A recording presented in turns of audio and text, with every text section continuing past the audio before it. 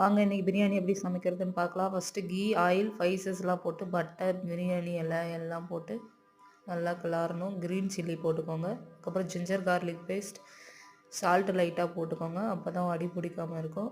நல்லா ஃப்ரை ஆனது ஆனியன் போட்டு நல்லா கோல்டன் ஃப்ரை ஆகிற இதுக்கு நல்லா வணக்கிட்டே இருக்கணும்.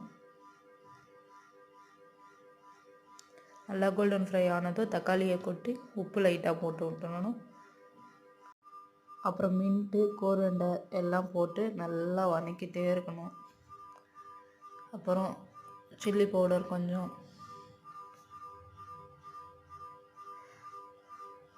நாட்டுக்கோழி சிக்கன் போட்டு நல்லா வதக்கி விடணும். நல்லா வணங்கணும். உப்பு போட்டு நல்லா வதக்கிட்டே இருக்கணும். அந்த ஸ்பைசஸ்லாம் அப்போ தான் இறங்கும். அப்புறம் கேர்டு சேர்த்திக்கணும்.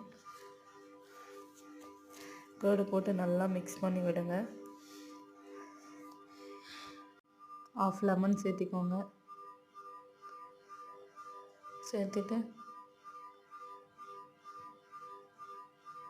இதுதான் சீக்ரெட் மசாலா. இது ரெசிபி வேணும்னா கேளுங்க, நான் போடுறேன். நல்லா போட்டுட்டு நல்லா கிளறி கொடுத்துட்டே இருங்க. நல்லா அடி பிடிச்சிடும். கொஞ்ச நேரம் நாட்டுக்கோழி சிக்கனுன்றதுனால அப்படியே கொஞ்ச நேரம் மூடி வைக்கங்க, வணங்கட்டும். அப்புறம் ரைஸ் போட்டுக்கோங்க.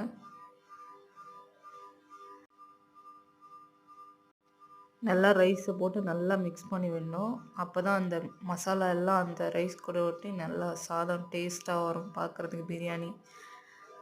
தண்ணி ஊற்றிக்கோங்க. நான் பாஸ்மதி ரைஸ் தான் போட்டிருக்கேன். 1 டம்ளருக்கு 1½ டம்ளர் கீ போட்டுக்கோங்க. அப்போ தான் நல்லா சாதம் உதிரி உதிரியாக வரும். 3 விசில் விட்டு எடுத்திங்கன்னா பாய்வீட் ஸ்டைலில் இந்து style biryani ready. First time செஞ்சேங்க. மேரேஜ் ஆகிட்டு நான் ஃபஸ்ட்டு பண்ண டிஷ்ஷு என் புருஷனுக்கு.